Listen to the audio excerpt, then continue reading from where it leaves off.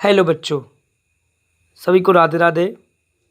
अगर इस क्यूट से बच्चे से कहा जाए कि जो गेंद लटक रही है इसको नीचे खींचे और खींच करके छोड़ दें, ठीक, तो क्या होगा? तो सबको पता है क्या होगा। अगर इस गेंद को नीचे खींचा जाएगा और खींच करके छोड़ देंगे जो स्प्रिंग से लटका हुआ है, तो गेंद ऊपर नीचे ऐसे ऑसिलेट करने लगेगा, दोलन करने लगेगा, जो कि एक एसएचएम होगा। अब इसमें क्या ऐसी सीखने की चीज़ है जो आपके जेईई मेंस में, नीट में काम आएगा, वो मैं समझाना चाह रहा हूँ।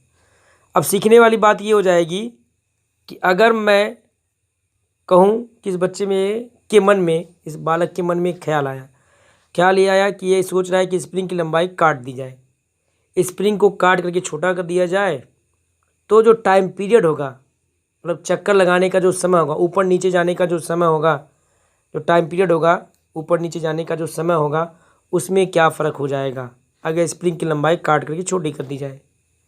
तो उसके लिए यहाँ फार्मूला देखिए।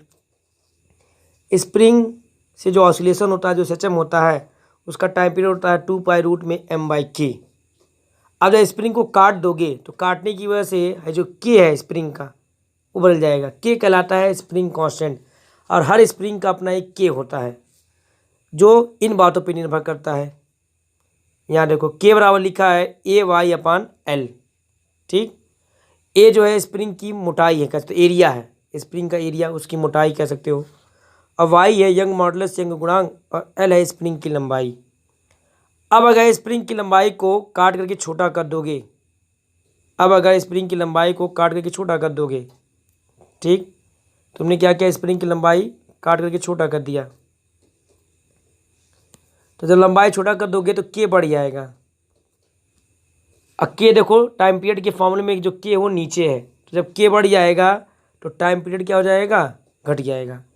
इसके अलावा निष्कर्ष ये निकलता है, लंबाई जितने ज़्यादा होगा टाइम पीरियड उतना ही ज़्यादा होगा, और लंबाई जितने कम होगी टाइम पीरियड क्या होगा, उतना ही कम होगा।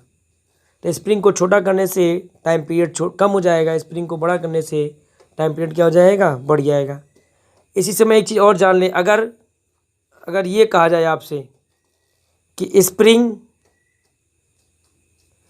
स्प्रिंग की मोटाई घटा बढ़ा दी जाए, तब क्या फ़र्क होगा अगर स्प्रिंग को मोटा या पतला किया जाए, ठीक, तो उल्टा होगा। स्प्रिंग जितना मोटा होगा टाइम पीरियड उतना ही कम होगा, ठीक है, और स्प्रिंग जितना पतला होगा टाइम पीरियड उतना ही ज़्यादा होगा। यही याद रखना है आपको।